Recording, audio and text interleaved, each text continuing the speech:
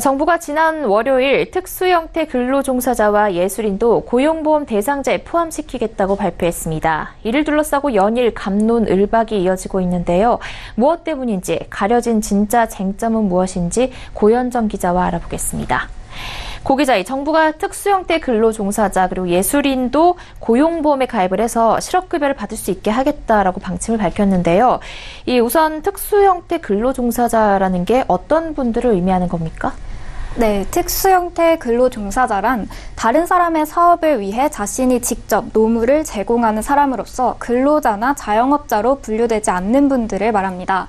대표적으로는 보험 설계사나 퀵서비스 기사분들 그리고 골프장 캐디분들이 있습니다. 이분들의 경우에 근무 시간이나 수입이 불규칙적이고 업무 방식에도 굉장히 자율성이 많이 부여되기 때문에 일정한 사업장의 관리하에서 일하는 일반 근로자로 분류되지 않아 왔습니다. 네. 그러니까 정부가 이분들의 일자리 안전망을 마련해주기 위해서 고용보험에 가입하게 해주기로 하겠다는 얘기죠? 네.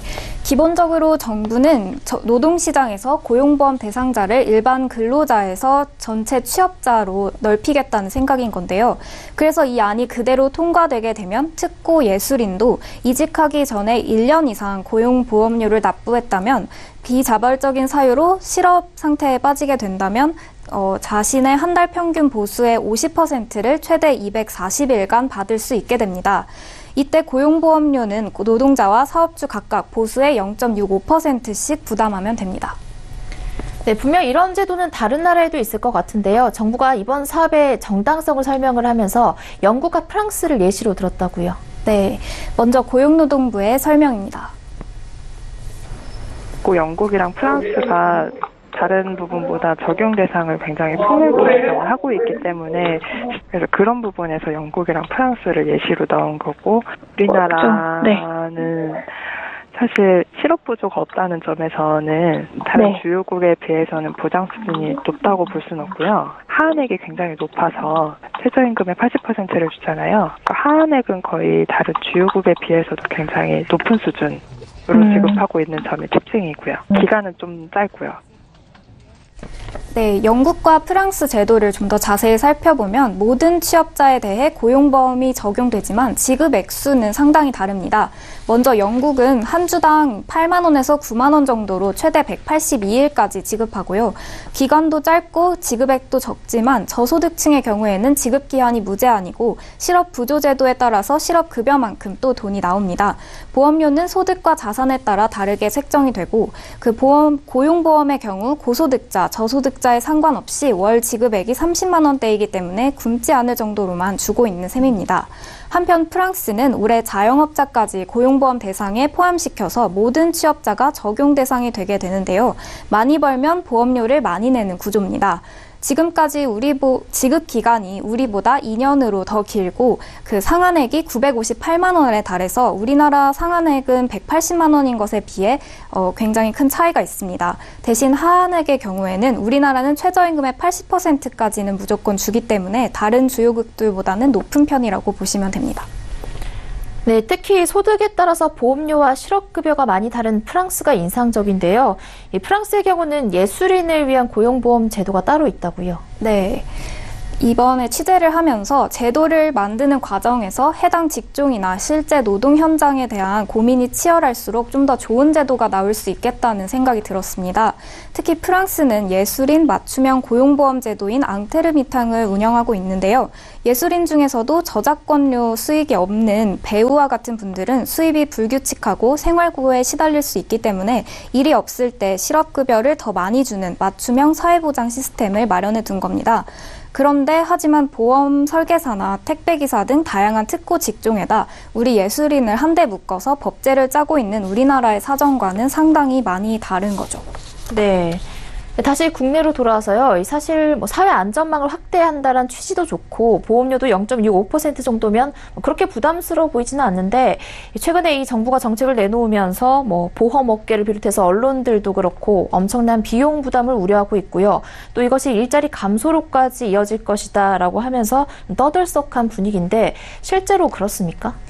네, 여기서 가장 문제가 되고 있는 것은 이번 고용보험 적용이 특수형태 근로종사자들의 근로자성을 인정하게 되는 계기가 될 것이라는 게 가장 큰 보험업계의 걱정입니다. 아까 특고의 경우에는 근로자도 자영업자도 아니라고 말씀을 드렸었는데요. 그런데 이 고용보험 가입이 근로자성을 인정받게 되는 첫발이 될 수도 있겠다는 그런 예측인 겁니다. 그렇게 되면 노조를 설립할 수 있게 된다든지 사업주가 부담해야 하는 복리후생비라든지 사업장의 추가 비용 부담이 있게 된다는 건데요. 그게 많게는 2, 3조 원까지 늘어날 것이라는 게 보험업계의 주장입니다. 네, 여기에 대해서 고용노동부는 이 보험업계 주장에 확실하게 선을 긋고 있다고요. 네, 고용노동부는 이들이 근로자가 절대 아니라고 강조합니다. 고용보험료 이외에 추가 부담 비용은 일절 없다는 얘기인데요. 정부는 이 같은 논란이 계속되자 어제 따로 설명 자료를 내고 특수형태 근로종사자들의 근로자성 논란 해소를 위해 이 고용보험법의 특수형태 근로종사자는 근로자와 자영업자가 아닌 사람임을 법의 명문으로 규정하겠다고 밝혔습니다. 네, 정부가 상당히 분명하게 입장을 밝히고 있는 것 같은데요. 그렇다면 업계는 이 고용보험료에 대한 부담 자체에 대해서는 큰 불만은 없습니까? 네, 그렇다고 볼 수 있습니다. 특수형태 근로종사자 가운데 가장 큰 비중을 차지하고 있는 보험업계 측의 입장입니다. 들어보시죠.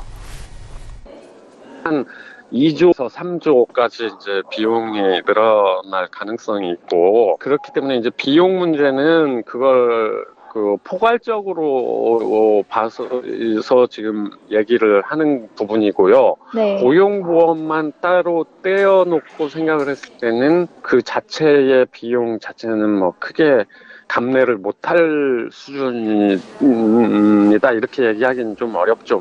물론 800억도 적은 돈이 아닐 수도 있지만 그 비용 때문에 이제 그렇다라고 하기는 과하죠. 그렇다면 이들의 근로자성에 대한 오해만 풀리면 해결이 되는 것인지 또 다른 문제 제기는 없는지도 궁금해지는데요. 네, 취재를 해보니까 실제로 이 고용보험료만 부담하면 된다는 정부의 말을 곧이곧대로 믿지 못한다는 게 가장 큰 원인이었습니다. 정부의 발언에 대한 신뢰가 없다는 게 결국 그 문제로 귀결이 되는 건데요. 당장은 고용보험료만 내지만 특수고용직을 근로자로 만드는 전초적인 성격이지 않겠냐는 겁니다. 전체 업권에 미치는 영향이 어떤 건지, 보험회사는 어떤지, 그 다음에 GA 대리점 회사는 어떤지, 네. 아니면 캐지는 어떤지, 이런 거는 나온 건 없잖아요. 저희 쪽에서 네. 추산한 것만 있었고. 네, 그런데 사실 방금 이런 부분은 제도를 시행을 하기 전에 이미 조사를 마쳐야 하는 부분일 것 같은데, 그래야 설득력도 있을 테고요. 네, 그 부분은 정말 저도 놀랐던 부분인데요. 고용부에서 자료로 제시한 설문조사 결과 2가지를 보시면 이번 제도 시행에 대한 반응이 상당히 상이합니다. 똑같은 특수고용직을 대상으로 설문조사했는데 결과는 굉장히 다른 방향으로 나타나고 있는데요. 이렇다 보니 업계 측에서는 보험연구원 결과를 들어서 주장을 하고 있는 거죠. 또 설문조사 과정에서 찬성과 반대율을 함께 조사했다고 말하면서도 20, 30%나에 달하고 있는 반대 입장의 사유가 무엇이었는지 제대로 설명하지 못했습니다. 같은 경우에 제도에 대한 설명을 어떻게 했는지, 문항을 어떻게 구성해서 했는지, 이런 거에 따라서 많이 달라질 수 있거든요. 저희도 한번, 그래서 이 보험 설계사 같은 부분들은 공동으로 한번 설문조사를 해보는 것도 필요할 것 같아서, 그 협회나 이런 쪽에도 얘기를 하긴 했는데, 까지 구체적으로 그쪽에서 이렇게 하자 이런 얘기는 아직 없는 상황이에요. 대부분이 이제 그런 이유들이 있으셨고, 꼭 고액인지 아닌지는 저희도 잘 모르겠지만, 이렇게 정부 측의 자료가 부실을 하면 사회적으로 합의를 이루기가 더더욱 힘들 것 같은데요. 네, 맞습니다. 이렇다 보니까 정부의 말과 근거 자료들이 신빙성을 얻지 못하게 되는 건데요. 정부가 정확히 아니라고 말을 했더라도 그 내용을 끊임없이 다시 비판하는 보도가 나오고 사회적 갈등만 계속해서 반복하게 되는 거라고 보시면 될 것 같습니다. 네, 결국에는 이 정부를 믿지 못하는 업계 신뢰 문제로 귀결이 되는 것 같은데요. 정부가 좀 더 앞으로 이 방침을 내놓기 전에 더 세밀하게 준비를 하고 대화에 나설 필요가 있다고 생각이 듭니다. 네, 오늘 말씀 잘 들었습니다. 고맙습니다.